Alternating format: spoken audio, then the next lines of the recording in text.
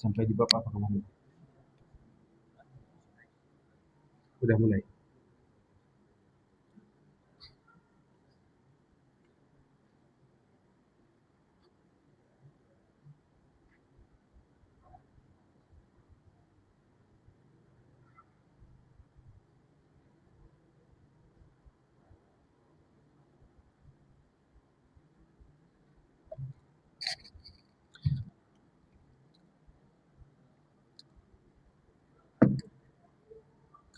Bismillahirrahmanirrahim. Assalamualaikum warahmatullahi wabarakatuh.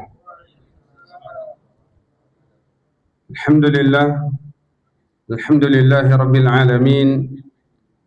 Wal 'aqibatu lil muttaqin wa la 'udwana illa 'alal zalimin. Asyhadu an la ilaha illallah wahdahu la syarika lah. Ilahul haqqul mubin.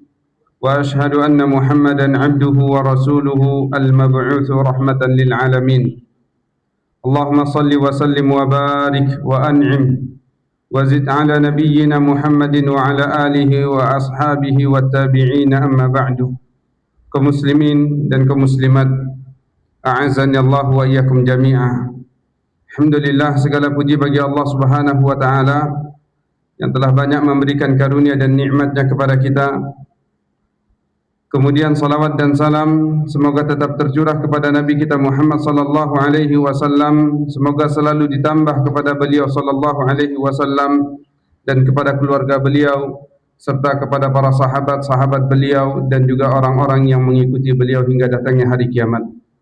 Kaum muslimin dan kaum muslimat jamaah yang dimuliakan oleh Allah Subhanahu wa taala. Kita lanjutkan kembali pembahasan dari kitab Al-Wajiz fi Fiqh Sunnah wal Kitabil Aziz. Pada pertemuan yang lalu kita telah membahas tentang masalah al-mashu 'ala al-khuffain, mengusap dua khuf. Dan insyaallah pada malam hari ini kita akan melanjutkan pembahasan al-ghuslu. Al-ghuslu maknanya adalah mandi. Namun sebelum kita memulai, kita mohon kepada Allah Subhanahu wa taala agar Allah berikan kita ilmu yang bermanfaat, pemahaman yang benar serta pengamalan terhadap ilmu yang telah kita ketahui. Allahumma inna nas'aluka ilman nafi'a. Allahumma anfa'na bima 'allamtana wa 'allimna ma yanfa'una wa zidna ilma innaka antal alimul hakim. Ya hayyu ya qayyum برحمتك نستغيث أصلح لنا شأننا كله ولا تكلنا إلى نفوسنا طرفة عين. قال المؤلف حفظه الله تعالى الشيخ عبد العظيم ابن بدوي, berkata penulis semoga Allah menjaga beliau, yakni Syekh Abdul Azim Ibn Badawi, di dalam kitab beliau Al-Wajiz bab al-ghuslu. Al-ghuslu maknanya adalah mandi, dan beliau memasukkan pembahasan mandi ini dalam awal-awal kitab beliau di dalam kitab At-Taharah. Sebelum membahas masalah ibadah yakni salat dan seterusnya, maka beliau membahas taharah terlebih dahulu. Naam jamaah yang dimuliakan oleh Allah Subhanahu wa taala, beliau mengatakan mujibatuhu, perkara-perkara yang diwajibkan oleh seseorang untuk mandi. Dan ini insyaallah materi fikih taharah ini sebenarnya materi murajaah kita bersama. Saya yakin jamaah semuanya sudahlah mengamalkan dan juga sudah terlebih dahulu mengilmuinya. Dan ini mungkin babnya bab murajaah saja. Sama-sama kita ulang apa yang telah kita ketahui agar semakin mantap, semakin kokoh ilmu kita dan amal kita sesuai dengan tuntunan Nabi sallallahu alaihi wasallam. Perkara-perkara yang diwajibkan mandi, kata penulis yang pertama adalah khurujul mani fil yaqzati aw fil naumi. Keluarnya mani ini menyebabkan seseorang wajib mandi, baik dia dalam kondisi yaqzah ini sadar, atau dalam kondisi dia tidur. Kalau tidur, maka kita biasa memberikan istilah dengan istilah nabawi juga, yakni ihtilam, mimpi basah. Khurujul mani, keluarnya mani ketika sadar ataupun ketika sedang tertidur, ini wajib mandi. Berdasarkan sabda Nabi sallallahu alaihi wasallam, innamal ma'u minal ma'. Sesungguhnya atau hanya saja air tersebut mewajibkan seseorang mandi. Mewajibkan seseorang untuk mandi.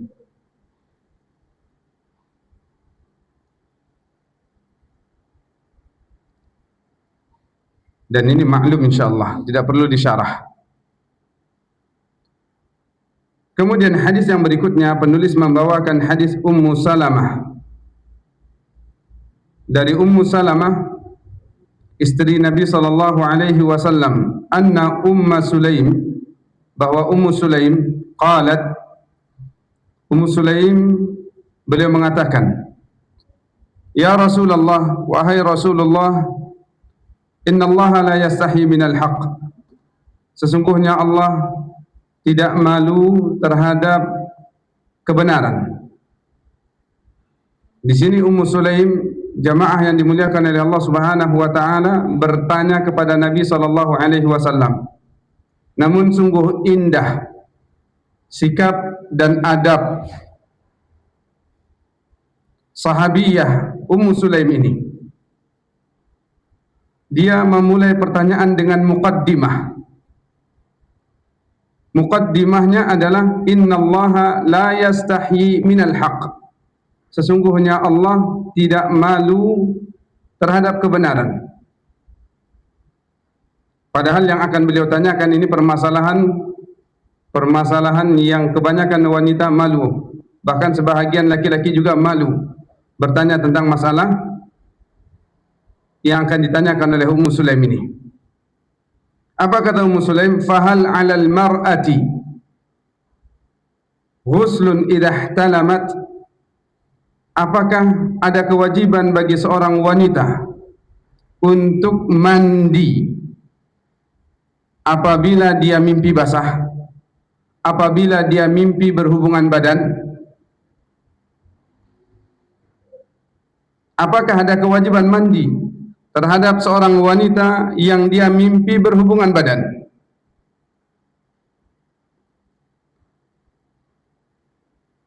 Maka Nabi SAW pun menjawab pertanyaan Ummu Sulaim.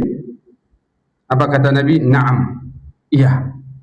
Idza ra'atil ma'a, apabila air tersebut ya ada terlihat. Wanita wajib mandi apabila dia mimpi berhubungan badan, apabila dia melihat adanya air mani. Begitu juga laki-laki juga demikian. Kalau dia mimpi berhubungan badan tapi tidak ada air mani, maka tidak wajib mandi. Jadi syaratnya adanya air mani. Kemudian ma'asyiral muslimin wal muslimat yang dimuliakan oleh Allah Subhanahu wa taala, pembahasan ini memang agak vulgar begitu. Semuanya sudah nikah, Pak? Sudah? Alhamdulillah. Kalau kepada anak-anak muda bisa cepat dia untuk menikah ini. Baik jamaah yang dimuliakan oleh Allah Subhanahu wa taala. Jadi pembahasan ini memang pembahasan yang penting untuk dikaji. Akan tetapi jika dikaji dengan yang benar, maka seseorang yang normal akan cepat mengakhiri masa bujangnya. Termasuk saya. Saya dulu cepat nikah juga, Pak. Alhamdulillah. Banyak belajar kitab fikih. Babnya bab taharah terus. Baik jamaah yang dimuliakan oleh Allah Subhanahu wa taala. Jadi di pondok memang kita taharah ini diulang-ulang terus.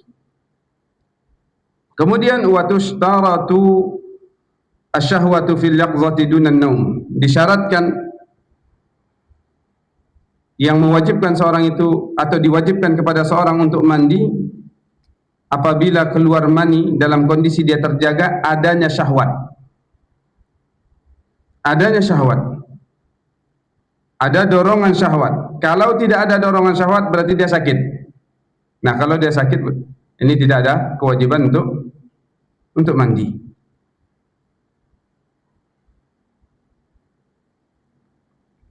Nah, ini jamaah yang dimuliakan oleh Allah Subhanahu wa taala.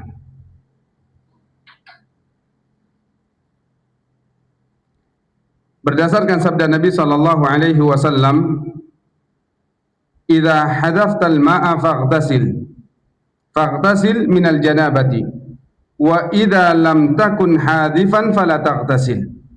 Apabila air tersebut keluar dengan memancar, faghtasil minal janabah, maka mandilah engkau karena engkau sedang janabah.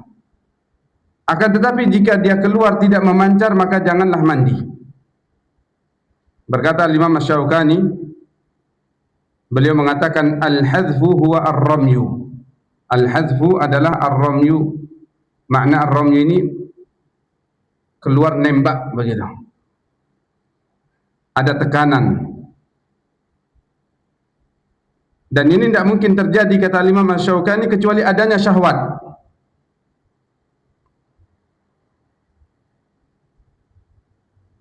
Oleh karenanya di sini penulis menjelaskan dan memberikan tanbih. Tanbih itu catatan kaki, bahwa syaratnya adalah diwajibkan mandi apabila keluar dengan syahwat. Kalau dia tidak keluar dengan syahwat disebabkan karena sakit atau karena dingin yang bersangatan, dingin yang bersangatan keluar sendiri mani tersebut, maka tidak wajib mandi.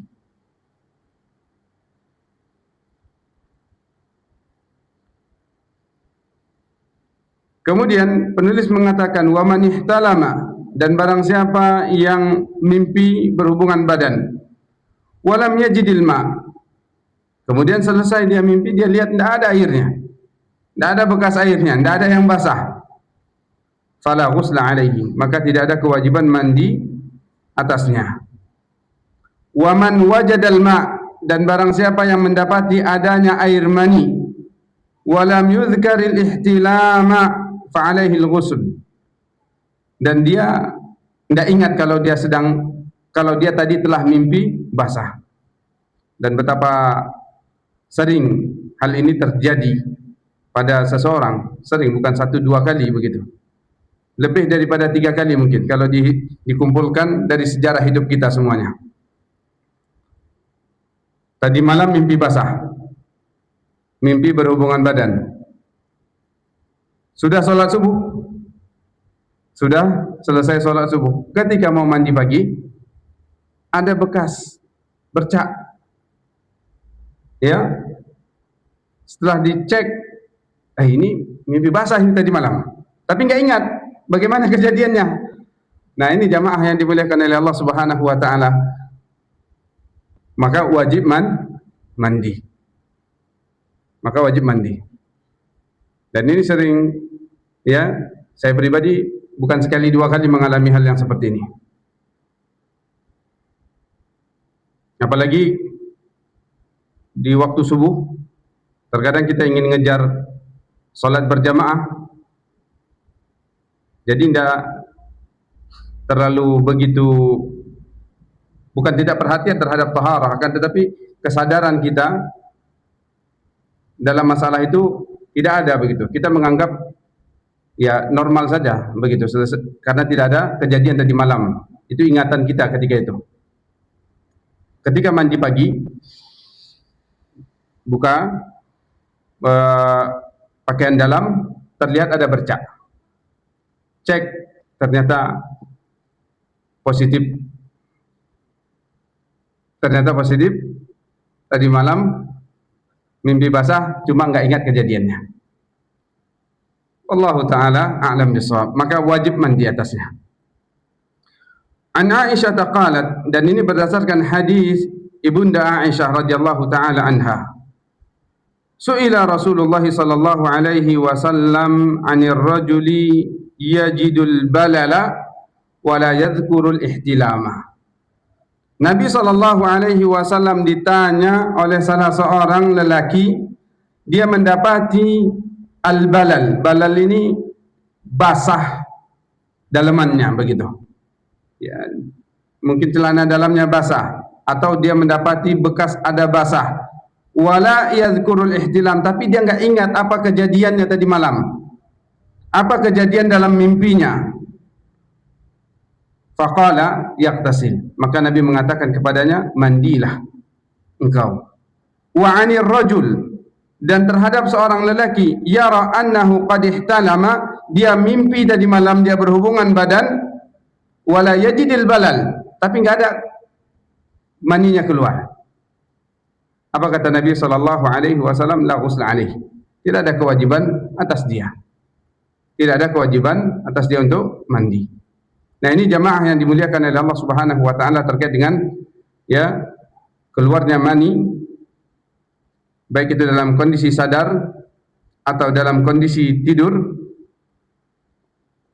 ihtilam yang mewajibkan seorang untuk mandi. Dan rinciannya telah kita jelaskan pada poin yang pertama ini. Kemudian yang kedua, al-jima'. Jima' berhubungan biologis, berhubungan badan suami dan istri. Wa illam yunzil, walaupun tidak sampai keluar mani. Walaupun tidak sampai keluar mani. Ini berdasarkan hadis Abi Hurairah radhiyallahu taala anhu qala sallallahu alaihi wasallam an Nabi sallallahu alaihi wasallam qala idza jalasa baina syu'abiha al-arba' thumma jahadaha faqad wajaba al-ghuslu wa in lam yunzil. Apabila seorang suami telah berada pada posisinya yang 4, kemudian dia telah bersungguh-sungguh ya untuk melakukan hubungan badan tersebut, maka wajib baginya mandi. Wajib baginya mandi walaupun belum sampai keluar maninya. Dalam hadis yang lain disebutkan, idza iltaqal khitan, apabila dua khitan telah bertemu, maka wajib mandi. Nah, ini jamaah yang dimuliakan oleh Allah Subhanahu wa taala. Pembahasan wajibnya seseorang untuk mandi disebabkan karena keluarnya mani. Yang kedua adalah al-jima'. Sampai di sini ada pertanyaan, Pak? Kira-kira?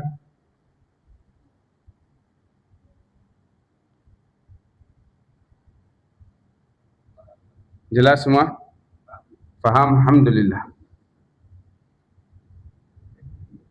Alhamdulillah. Jangan malu-malu, Pak. Kalau ada pertanyaan yang mau ditanyakan, jangan malu-malu. Ummu Sulaim, kadang di sini banyak pula yang malu-malu.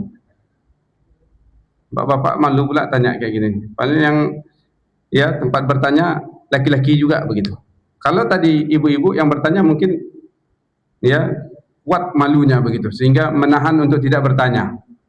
Adapun Ummu Sulaim ini dah tepat. Beliau bertanya kepada Nabi SAW, tapi lihat bagaimana adabnya. Adab bertanya kepada Rasulullah SAW tentang permasalahan yang kebanyakan manusia malu bertanya kepada Nabi SAW, dan ini permasalahan sensitif begitu. Beliau memulai dengan muqaddimah yang sangat indah. Alangkah bagusnya kalau sekiranya setiap yang bertanya itu pakai muqaddimah dulu. Kalau bisa pakai pantun, tapi jangan panjang-panjang, nanti habis waktunya. Seperti itu jemaah. Innallaha la yastahi minal haqq. Allah tidak malu terhadap kebenaran ya Rasulullah.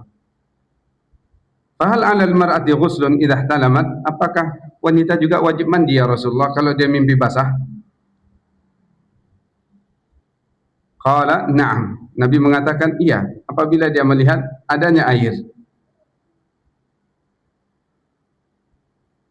Baik jamaah yang dimuliakan oleh Allah Subhanahu wa taala, kita lanjutkan pembahasan yang ketiga yang mewajibkan seorang mandi adalah Islamul kafir. Orang yang baru masuk Islam. Orang kafir baru mengucapkan kalimat syahadat, asyhadu an la ilaha illallah wa asyhadu anna Muhammadar Rasulullah, maka dia wajib juga untuk mandi. Wajib untuk mandi berdasarkan hadis Qais ibni Asim annahu aslama, bahwa Qais ibni Asim beliau masuk Islam. Fa amarahu Nabi sallallahu alaihi wasallam ay yaghtasila bima'in wa sidrin. Nabi perintahkan kepadanya untuk mandi ya air kemudian campur bidara. Ini juga sunnah bagi teman-teman atau pengurus masjid atau siapapun yang mengurusi masalah-masalah selain daripada jenazah, ada orang masuk Islam maka mandikan dia pakai air bidara. Mandikan pakai air bidara. Dan di sini ma'asyiral muslimin, masuk Islam, seseorang yang masuk Islam itu tidak perlu ditunda 1 minggu lagi nanti baru kita ke masjid, ya ke masjid Raudhatul Jannah. Jangan seperti itu. Ketika dia sudah mengucapkan kalimat syahadat, asyhadu an la ilaha illallah wa asyhadu anna muhammadar rasulullah, udah, dia sudah Islam, suruh dia mandi. Ajarkan dia mandi janabah. Jangan ditunda, nanti tunggu ada ustaz fulan baru nanti ya pas momen selesai khutbah Jumat salat Jumat baru dibawa dia untuk mengucapkan 2 kalimat syahadat. Ini ma'asyiral muslimin, ya, tidak tepat ini. Tidak harus seseorang itu masuk Islam di tangan ustaz, ya, di tangan kita pun bisa. Yang penting ya dia jujur. Adapun saksi, maka dalam masalah ini ma'asyiral muslimin cukuplah Allah Subhanahu wa taala menjadi saksi. Kita sudah bisa menjadi saksinya. Adapun kalau mau resmi ya ke KUA. Ke KUA, ya KUA ya. Resminya di situ. Tercatat kantor agama ya Pak, bukan KUA Pak. Oh, KUA nikah. KUA untuk nikah. Nah, ini jamaah yang dimuliakan oleh Allah Subhanahu wa taala. Baik, kemudian yang berikutnya inqita'ul haidhi wan nifas. Selesainya haid dan nifas. Ini khusus bagi ibu-ibu. Bagi para ummahat dan akhwat. Bagi para wanita, apabila telah selesai haid, telah selesai masa nifas, maka wajib baginya mandi. Wajib baginya mandi. Dan ini mandi janabah. Mandi yang disebut dengan mandi janabah berdasarkan hadis Aisyah, anna Nabi sallallahu alaihi wasallam qala li Fatimah binti Abi Hubaish. Nabi sallallahu alaihi wasallam berkata kepada Fatimah binti Abi Hubaish, "Idza aqbalatil haidu fada'is shalah." Apabila haid datang kepadamu, engkau sedang masa haid, datang bulan, maka tinggalkanlah salat. Tinggalkan salat. Wa idza adbarat faghtasili wa salli. Apabila telah selesai haid tersebut, maka mandilah dan salatlah engkau. Mandilah dan salatlah. Nah, ini jamaah yang dimuliakan oleh Allah Subhanahu wa taala. Masalah haid ini bapak-bapak punya ilmu atau tidak, atau sudah mengilmunya? Kapan wanita itu dikatakan haid dan kapan dia dikatakan selesai haid? Bapak-bapak nih.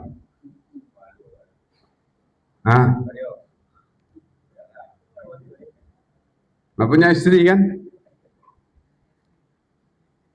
Atau tak tahu apanya? Kalau nggak tahu aturannya nanti bahaya. Innallaha la yastahi minal haqq. Allah tidak malu terhadap kebenaran. Baik jamaah yang dimuliakan oleh Allah Subhanahu wa taala, apakah cukup sudah ibu-ibu saja yang tahu? Bapak-bapak tidak perlu tahu?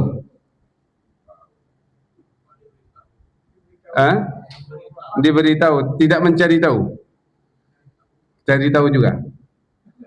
Jamaah yang dimuliakan oleh Allah Subhanahu wa taala, insyaallah selesai masalah ini, masalah mandi ini, kita akan masuk pembahasan ahkamul haid wan nifas. Hukum-hukum yang berkaitan seputar haid dan nifas. Jadi kita sebagai seorang laki-laki juga haruslah belajar tentang masalah ini. Ini masalah fikih. Masalah fikih kita bisa pelajari. Walaupun ini enggak menimpa kita, tapi menimpa ya istri kita, anak-anak perempuan kita, saudari-saudari kita, ibu kita, atau ibu-ibu kita. Kalau ibu-ibu kita, istri-istri kita kan gitu. Baik jamaah yang dimuliakan oleh Allah Subhanahu wa taala.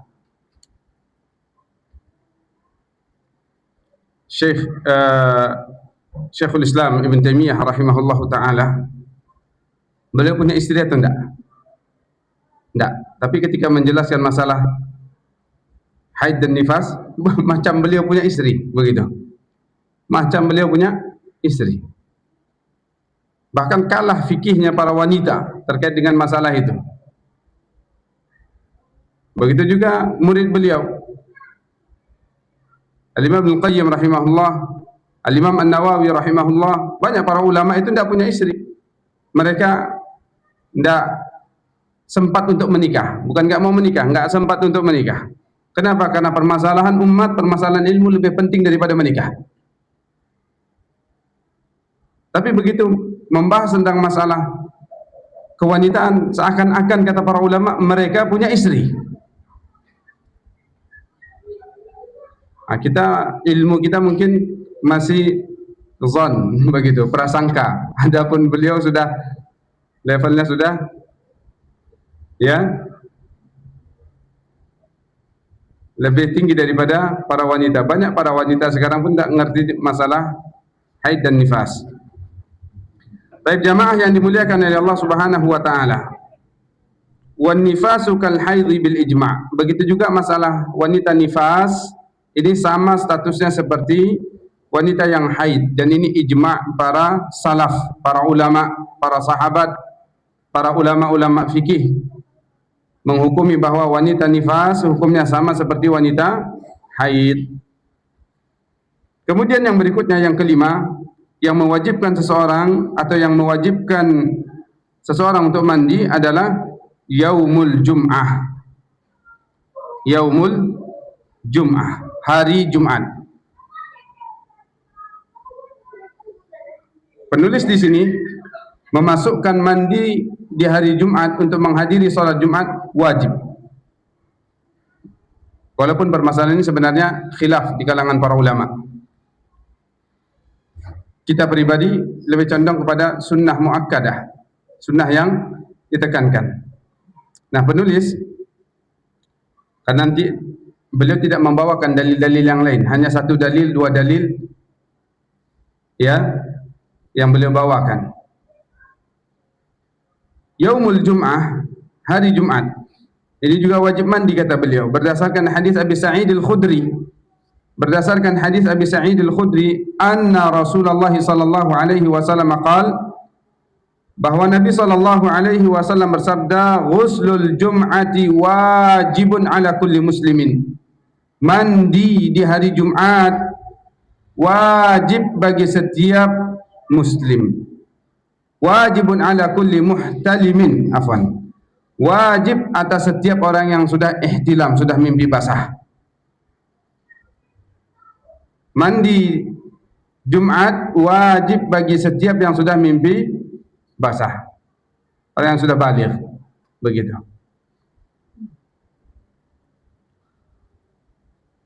Nah, ini jemaah yang dimuliakan oleh Allah Subhanahu wa taala.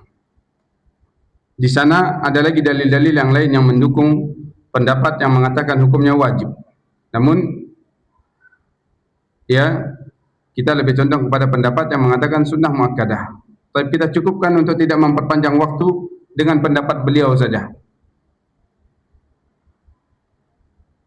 Kemudian pembahasan yang berikutnya, beliau menjelaskan tentang rukun-rukun mandi wajib. Rukun-rukun mandi wajib. Rukun-rukun mandi wajib ma'asyal muslimin ada dua. Ada dua. Rukun-rukun mandi wajib. Kalau rukun salat ada berapa? Banyaknya, Pak. 13. Mengatakan 12. Baik. Rukun umrah ada berapa? 4 atau 3? Ada yang mengatakan 3, ada yang mengatakan 4. Baik. Rukun mandi wajib ada 2. Yang pertama niat. Yang kedua adalah ta'mimul badan bil ma'. Yang pertama niat berdasarkan sabda Nabi sallallahu alaihi wasallam, innamal a'malu binniyat. Yang kedua adalah ta'mimul badan bil ma'. Mengguyur seluruh badan dengan air. Sudah, kalau seluruh badan kena air, maka sudah selesai rukunnya. Sudah terlaksana rukunnya. Berarti sudah dianggap sah. Ya, sudah dianggap sah. Oleh karenanya pada pertemuan yang lalu kalau tidak salah kita sudah sebutkan, jika seorang mandi janabah kemudian dia masuk ke kolam saja, niatnya mandi janabah, masuk ke kolam, nyemplung kolam atau berenang langsung, maka sah. Kenapa? Karena air sudah menyeluruh kena ke tubuhnya. Baik. Kemudian beliau menjelaskan tentang sifat mandi yang dianjurkan. Sifat mandi janabah yang dianjurkan. Nah, disinilah ya bagi seorang yang memperhatikan sunnah Nabi sallallahu alaihi wasallam, maka dia akan menghiasi amalannya dengan sunnah Nabi sallallahu alaihi wasallam dan bersabar menjalankan sunnah Nabi sallallahu alaihi wasallam. Baginya pahala berdasarkan hadis Aisyah radhiyallahu taala anha qalat kana Rasulullah sallallahu alaihi wasallam idza ightasala, adalah Rasulullah sallallahu alaihi wasallam apabila mandi janabah, yabda'u fayaghsilu yadayhi, dia sallallahu alaihi wasallam, Nabi kita sallallahu alaihi wasallam memulai dengan mencuci kedua tangannya, cuci kedua tangan. Summa yufrighu bi yaminihi an shimali, kemudian beliau ya membasuh ya yang kanan terlebih dahulu dari yang kiri. Kemudian fayaghsilu farjahu, kemudian beliau mencuci kemaluannya. Summa yatawaddau, kemudian beliau berwudu, wudu'ahu lis-salah, seperti wudu beliau ketika hendak melaksanakan salat. Summa ya'khudul ma', kemudian beliau mengambil air, fayudkhilu asabi'ahu fi usuli sya'rihi hatta ra'a an qad istabra'a, kemudian beliau memasukkan tangannya ya dan jari-jarinya dan menyela-nyela ke rambutnya sampai beliau melihat semuanya sudah terkena dan sudah disela-sela dengan jarinya. Hatta idza ra'a an qad istabra'a hafana ala ra'sihi thalatha hafnatin, ketika beliau sudah memastikan semua yang sudah disela-sela rambutnya, akar-akar rambutnya sudah kena semuanya di sela-sela, barulah beliau menyiramkan ke kepala beliau 3 kali siraman. 3 kali siraman. Wallahu a'lam apakah siraman tersebut gayungnya seperti gayung besar kita atau pakai tangan saja begini. Summa afadha ala sa'iri jasadihi, kemudian beliau menyiramkan ke seluruh badannya. Summa ghasala rijlahu, kemudian terakhir beliau cuci kakinya. Dan wudu ma'asyiral muslimin sebelum mandi janabah ini hukumnya sunnah, dianjurkan. Man tawadda'a, siapa yang berwudu sebelum mandi janabah, faqad asaba, maka dia telah sesuai dengan sunnah dan mendapatkan pahala. Wa man la, barang siapa yang tidak berwudu, fala junaha alaih, enggak ada masalah baginya. Kalau misalkan dia tidak berwudu sebelum mandi janabah, enggak ada dosa baginya. Faqad kana Nabi sallallahu alaihi wasallam, adalah Nabi sallallahu alaihi wasallam ya terkadang beliau tidak berwudu juga ketika mandi janabah. Beliau tinggalkan wudu ketika mandi janabah. Ini berdasarkan hadis Muhammad Al-Baqir. Qala li Jabir atani ibnu ammika yu'ridu bil Hasan ibn Muhammad ibn al-Hanafiyah. Qala li kaifa al-ghuslu min al-janabah. Jadi ini cerita tentang Muhammad ibn al-Baqir. Beliau bertanya kepada Jabir bagaimana tata cara mandi janabah. Kaifa al-ghuslu min al-janabah. Qultu, berkata Muhammad ibn al-Hanafiyah, aku mengatakan kana Nabi sallallahu alaihi wasallam ya'khudhu salasata akufin. Nabi SAW mengambil 3 kali basahan tangan. Jadi tangannya dicelupkan 3 kali, fayufidhuha ala ra'sihi, kemudian beliau sela-sela ke kepalanya. Summa yufidhu ala sa'iri jasadihi, kemudian baru beliau siram seluruh badannya. Kemudian waliman ightasala, dan bagi yang sudah mandi janabah, ayyusalliya ba'dahu ma syaa. Silakan dia salat berapapun dia yang mau, berapapun dia mau lakukan, sawa'an tawadda'a qablahu aw la. Ya. Silakan dia salat setelah mandi janabah itu berapapun yang dia mau. Baik dia telah berwudu setelah mandi atau dia tidak berwudu sebelum mandi. Begitu. Setelah mandi dia wudu, atau sebelum mandi dia berwudu atau tidak berwudu. Wala yalzumuhul wudu ba'dahu, dan tidak juga diharuskan dia berwudu selesai mandi janabah. Jadi kalau sudah mandi janabah enggak perlu lagi wudu, Pak. Ya, tidak perlu lagi wudu. Dan ini juga sebagai jawaban ya kepada yang bertanya-tanya begitu. Karena pernah ditanyakan permasalahan ini, kalau sudah mandi, ini bukan mandi janabah, mandi biasa, apakah wudu lagi? Kan begitu. Apakah wudu lagi? Kalau mandinya niatnya adalah bersuci, maka tidak perlu dia lagi berwudu. Tapi kalau mandinya mandi ya segar-segar saja, bukan mandi untuk bersuci, maka wajib baginya wudu. Wallahu taala alam bissawab. Kita azan dulu. Pada azan kita lanjutkan pembahasan bab ini.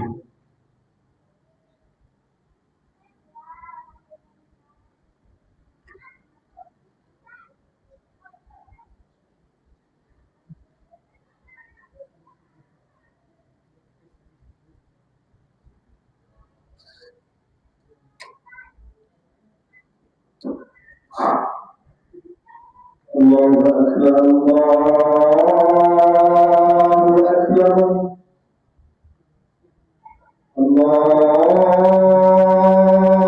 Akbar, Allahu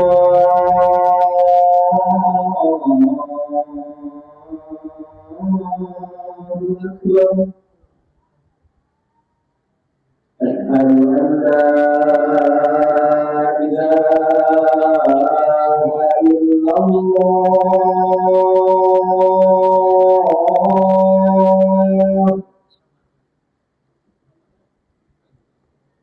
Asyhadu an la ilaha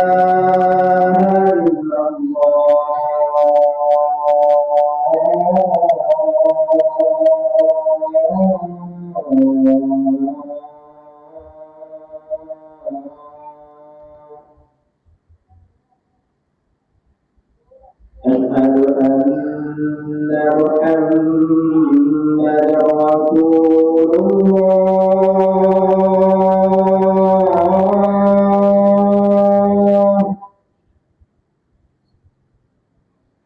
Asyhadu anna Muhammadar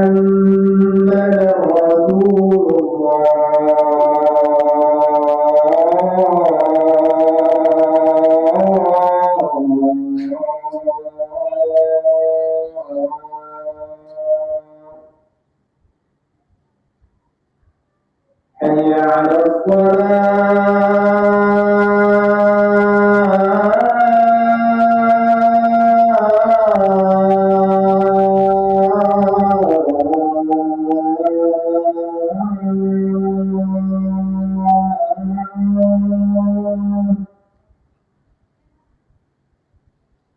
حي على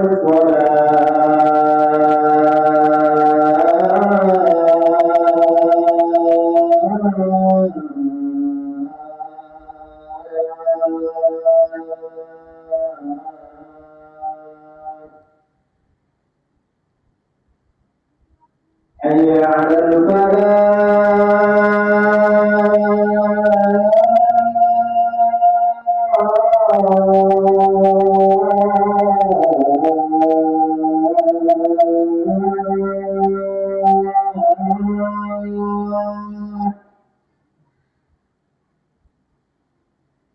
حي على الفلاح.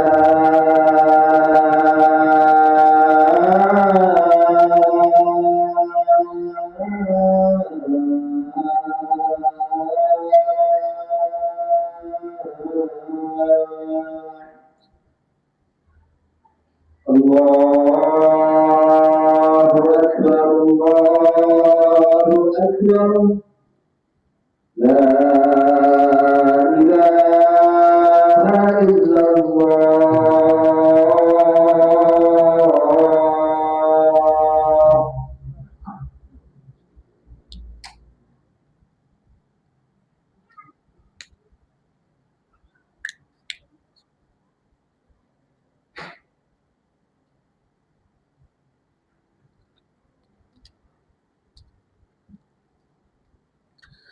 Baik jamaah yang dimuliakan oleh Allah Subhanahu wa taala, kita lanjutkan sedikit lagi pembahasan tentang sifat mandi janabah.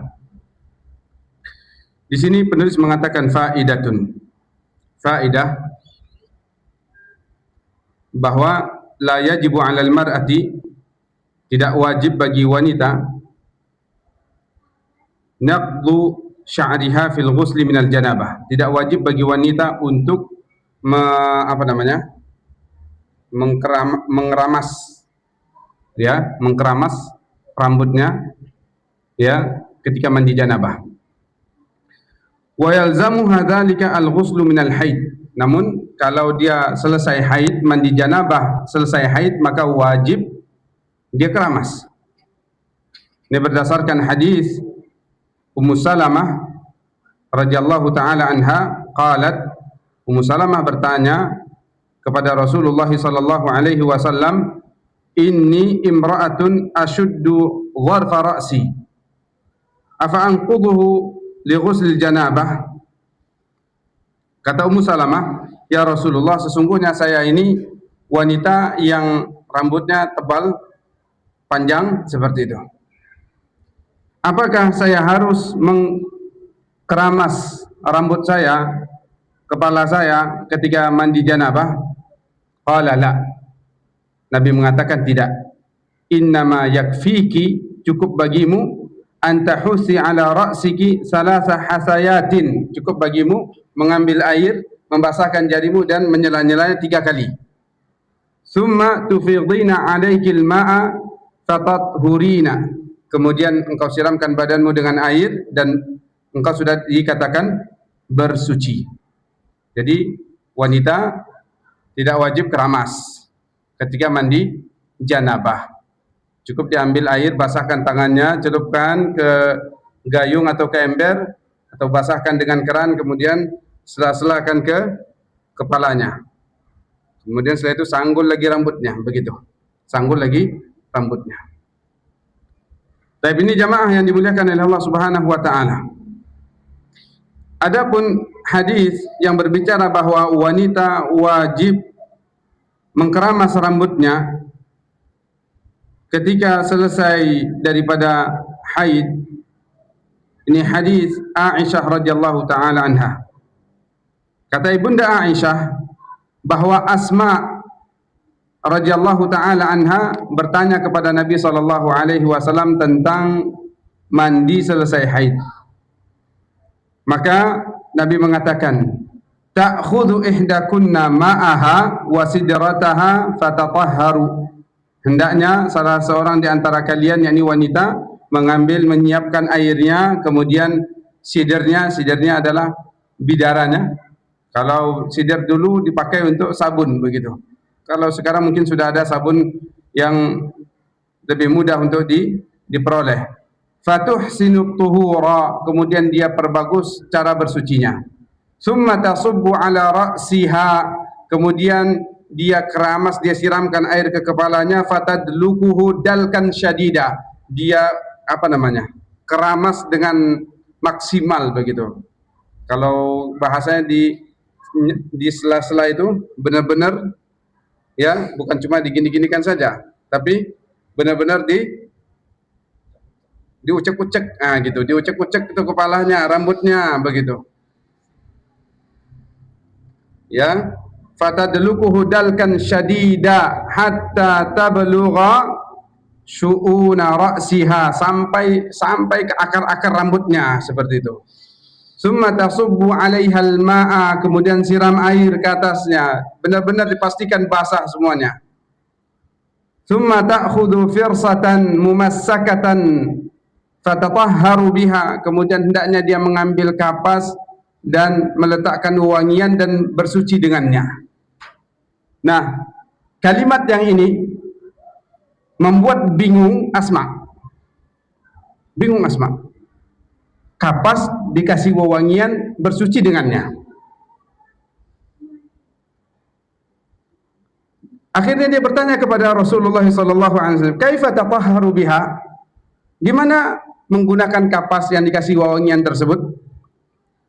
Ini kasusnya apa nih? Mandi selesai haid, bukan selesai janabah. Ini bagi wanita.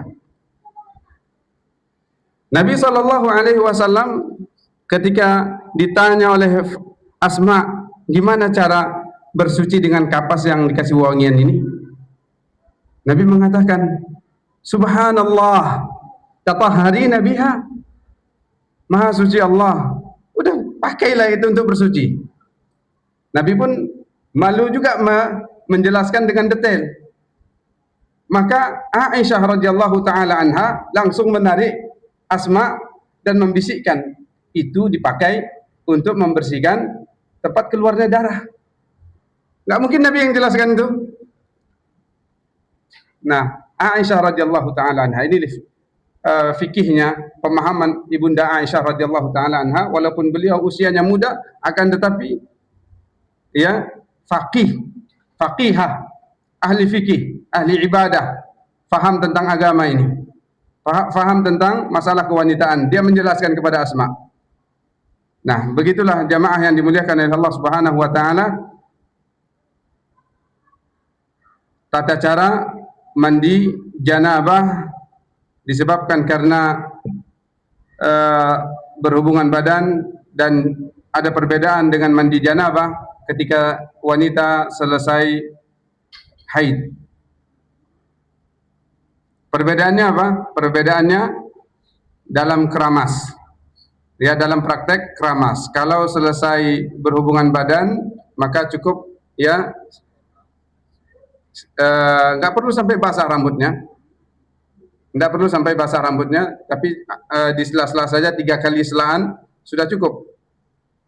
Kalau haid, dia harus maksimal. Wallahu ta'ala a'lam bissawab.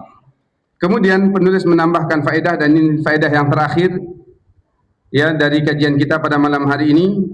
Apa kata penulis? Hafizahullah ta'ala, yajuzu lizaujaini ayyaghtasila ma'an fi makanin wahidin. Boleh bagi dua pasang suami istri untuk mandi bersama dalam satu tempat. Yanzuru kullun minhuma ila aurati sahibihi. Boleh kok saling melihat satu sama lain. Berdasarkan hadis Ibunda Aisyah radhiyallahu taala anha, kuntu aghtasilu ana wa Rasulullah sallallahu alaihi wasallam fi ina'in wahidin wa nahnu junubani. Kata Ibunda Aisyah, saya mandi bersama Rasulullah sallallahu alaihi wasallam dalam kondisi junub. Satu ember. Apa makna satu ember? Satu wadah, satu bak, bukan nyemplung, tapi air, satu wadah, satu ember. Kedua-duanya kami sama-sama junub. Dalam hadis yang lain, melihat satu sama lain. Nah, ini jamaah yang dimuliakan oleh Allah Subhanahu wa taala. Mandi bersama, Pak, dengan istri mandi sama dengan suami. Baik. Sampai di sini ada pertanyaan kira-kira? Silakan. Kalau untuk mandi sholat Jumat ya, kalau kita pagi misalnya, kita kan kerja nih. Kita niatkan aja langsung mandi Jumatnya, karena nanti istirahat kerja kan langsung sholat Jumat. Baik. Mandinya mandi untuk sholat Jumat, ya, bukan mandi untuk kerja. Ya, itu yang membedakan ya niat itu, Bang. Itulah fungsinya niat. Niat itu untuk membedakan ini diperuntukkan untuk apa begitu. Kalau diperuntukkannya untuk sholat Jumat, maka sudah gugur dia. Begitu. Wallahu taala a'lam bissawab. Tapi kalau diniatkan untuk kerja, maka untuk Jumatnya belum begitu. Menurut pendapat yang mengatakan hukumnya wajib. Wallahu taala a'lam bishawab.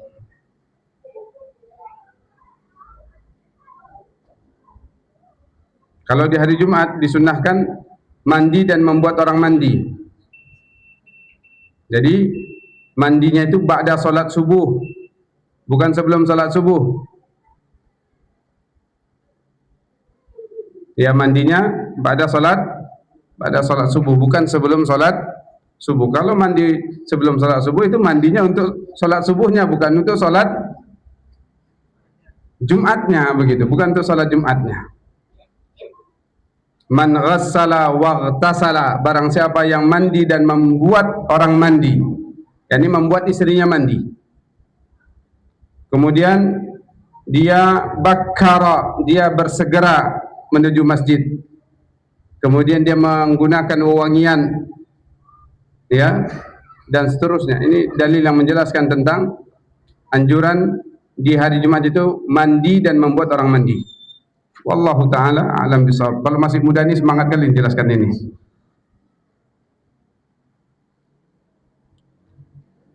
Makanya ini agak cepat-cepat nih, Bang. Besok hari apa? Besok hari Jumat. Tinggal diamalkan. Diamalkan apa yang dipelajari pada malam hari ini, dan semoga Allah Subhanahu wa taala memberikan taufik kepada kita untuk mengamalkan apa yang telah kita pelajari sesuai dengan tuntunan Nabi sallallahu alaihi wasallam, dan semoga Allah memberikan keistiqomahan kepada kita sampai akhir hayat kita berada di atas sunnah Nabi sallallahu alaihi wasallam. Kita mulai mengamalkan sunnah Nabi dari apa yang bisa kita lakukan. Ada yang mudah, maka mulai dari yang mudah. Bukan berarti ya yang mudah diamalkan, yang susah tidak dikerjakan. Yang susah juga tetap dikerjakan. Ya. Wallahu taala a'lam bishawab.